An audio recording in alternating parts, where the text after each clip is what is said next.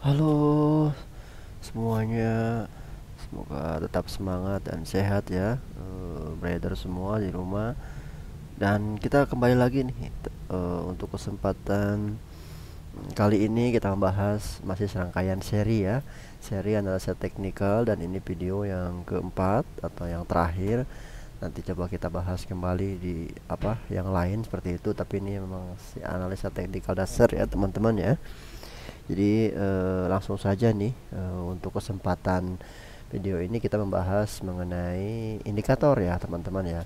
Nah, indikator ini kenapa kita bahas? Ini sering digunakan. Nah, tujuannya itu untuk membantu nih teman-teman atau trader atau analisa untuk melihat posisi support and resistennya ya. Biasanya selain tadi ya, terkait dengan chart pattern, analisa apa historical seperti itu, terus sejarah ya. Jadi ini kita perlu menggunakan indikator. Dan indikator di sini banyak sekali saya kira teman-teman ya, jenis indikatornya, tapi kita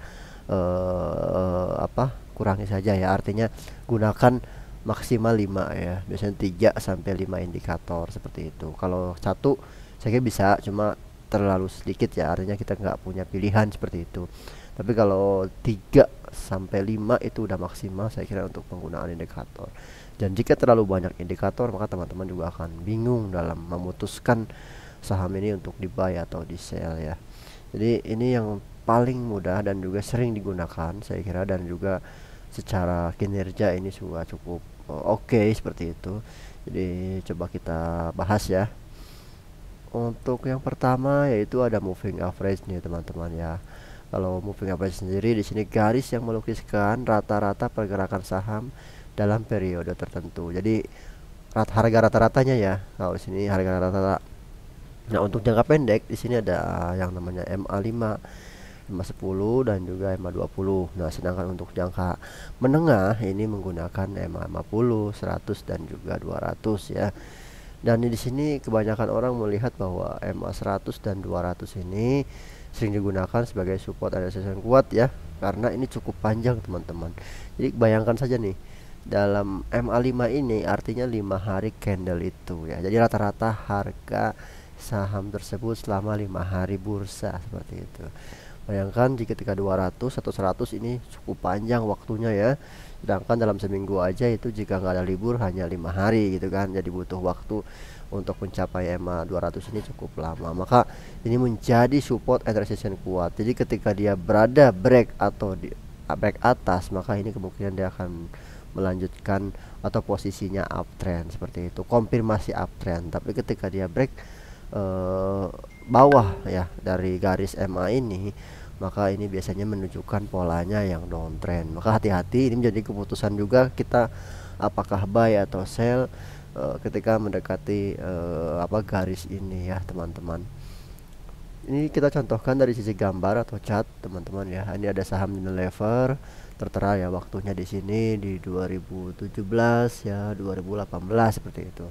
Kalau kita perhatikan di sini, Unilever terlihat uptrend ya ketika dia break dimulai dari sini ya. Ini di MA mungkin MA 50 ya. Nah, ini yang warna ungu di sini MA 100, dan yang merah ini MA 200 ya teman-teman.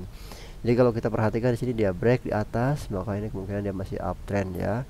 Uptrend cukup oke. Dan ini turun, ini hanya menyentuh MA ini ya, kembali menguat seperti itu, dan dia break di MA 50 tapi masih tertahan oleh MA 100-nya ya di sini ya. Dia masih tertahan, kemudian dia mantul kembali seperti itu, dan ada konfirmasi break di sini ya, bahwa dia keluar dari MA 200 ya. Ketika dia break MA 200 di sini ya teman-teman, maka dia konfirmasi dia untuk downtrend kembali nih. Nah, ini susah ya biasanya untuk break ini, kalau ditambah volume signifikan, maka ini kemungkinan dia konfirmasi untuk melanjutkan trennya ya.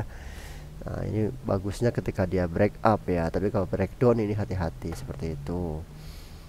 Oke, selanjutnya ada indikator yang namanya relative strength index ya teman-teman ya. Kalau di sini RSI ini pengertiannya sendiri yaitu salah satu momentum indikator yang digunakan untuk melihat seberapa kuat tren ya suatu saham ya. Jadi trennya seperti apa, udah kuat atau belum, trend upnya, trend downtrendnya seperti apa, kalau ada reversal maka tetap perhatikan RSI ini. Nah, di sini ada rentan yang namanya dari 0 ya sampai 100 ya. Rentan ini perlu kita perhatikan ya. Jadi cukup melihat angka 70 dan juga 30-nya ya. Jadi ketika dia break di angka garis ini ya, ini garis 70, maka kemungkinan dia menuju ke area overbought ya. Artinya di sini hati-hati, udah mulai jenuh beli ya teman-teman ya. Nah, ketika dia turun di garis 30, di bawah garis 30, maka ini masuk ke area oversold seperti itu. Jadi cukup mudah nih, baik ketika di bawah seperti ini di area oversold, maka jual ketika di area overbought seperti ini. Dan terlihat sahamnya ketika dia berada di bawah seperti ini dan dia menuju ke area netral baik teman-teman ya, maka teman-teman diamkan saja di sini, sahamnya juga menguat seperti itu ya. Dan dia menuju ke area overbought ya. Ketika di area overbought di sini teman-teman atau jenuh beli ya, udah jenuh beli nih, wah ya turun gitu kan. Dan maka dia break konfirmasi di area level 70, kemungkinan dia ke area netral lagi. Nah, ini teman-teman boleh di sell ya sebelum udah mulai menyentuh nih 70, ya udah sell aja gitu. Maka sahamnya juga ini setelah itu dia turun kembali ya teman-teman. Jadi ini sangat mudah membacanya itu ya. Selanjutnya yaitu ada indikator yang namanya stochastic oscillator ya. Kalau kita perhatikan di sini pengertiannya sendiri ya, ini momentum indikator yang digunakan mendeteksi apakah harga suatu saham mendekati yang memasuki area jenuh jual atau oversold dan ataupun overbought ya. Jadi hampir sama pengertiannya dengan tadi RSI. Di sini untuk stokastik saya kira hampir sama ya, kalau ini bentuknya garis ya. Jadi buy-nya itu di area bawah ya, di sini di area 20 ya. Jadi kalau ketika di bawah level 20 boleh diperhatikan ya. Nanti udah ada tanda-tanda golden cross ini ya, berpas-pasan antara garis hijau dan merah ini, maka teman-teman boleh lakukan pembelian ya. Terlihat ketika di area ini dia ini sudah titik bawah seperti itu ya, maka dia menguat seperti itu, maka sahamnya juga menguat ya teman-teman ya. Dan jualnya kapan? Maka jualnya ketika area dead cross ya, jadi perpotongan antara garis hijau dan merah ini berada di atas angka 80 atau garis uang warna biru ini ya teman-teman ya. Nah, ketika dia udah dead cross dan dia mau menuju ke area netral kembali, teman-teman sudah melakukan penjualan. Jadi ini hampir sangat mudah ya cara melihatnya seperti itu, cara melihat indikatornya. Dan saya kira teman-teman sudah sangat mudah ya. Jadi cukup melihat posisinya saja. Ketika sudah area oversold, maka kita harus melakukan pembelian ya. Maka ketika area overbought, maka teman-teman harus melakukan penjualan seperti itu. Dan yang terakhir ada indikator yang namanya moving average convergence divergence ya. Ini atau disingkat yang namanya MACD ya. MACD di sini sering digunakan juga ini untuk melihat hampir sama ya. Semuanya ini hampir sama, yaitu following momentum indikator ya. Jadi apakah sudah turun ataupun trennya sudah berakhir seperti itu. Tren kuat maupun tren lemah ya.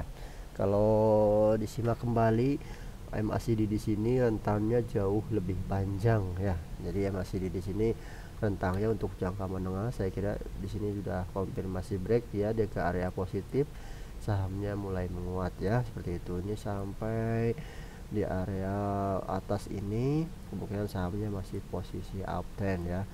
Tapi ketika dia udah di bar ya bawah di garis 0 ini ya, nah, seperti itu, ini kemungkinan dia udah mulai turun kembali. Ini hampir sama dengan indikator ini ya teman-teman. Jadi buy-nya ketika udah mulai menuju ke area atas di sini buy, nah cukup hold sampai pergerakannya udah masuk ke area negatif lagi ya. Di sini terlihat ya downtrendnya cukup lumayan saham Japa di sini ya. MACD menunjukkan juga ketika dia di area bawah ini sahamnya juga turun cukup signifikan teman-teman ya. Maka teman-teman, inilah indikator, 4 indikator ini saya kira cukup untuk melihat pergerakan suatu saham dan memutuskan teman-teman untuk buy ataupun sell sahamnya. Saya ulang, ada tadi ada moving average dan juga ada stochastic, terus ada RSI, dan yang terakhir ada MACD ya. Nah, ini digunakan untuk apa aja? Saya kira semua saham ya bisa ya. Terus juga ada mungkin forex teman-teman, dan juga cryptocurrency, dan juga trading komoditas. Saya kira ini bisa perlu sering digunakan juga dan bisa membaca pergerakan saham. Mungkin itu aja. Thank you serialnya ya, mulai dari analisa teknikal dasar ini. Nanti kita bahas kembali terkait analisa lain selanjutnya ya. Yang penting tetap channel kami. Jangan lupa subscribe ya teman-teman ya, dan juga kalau emang videonya penting boleh di share. Thank you.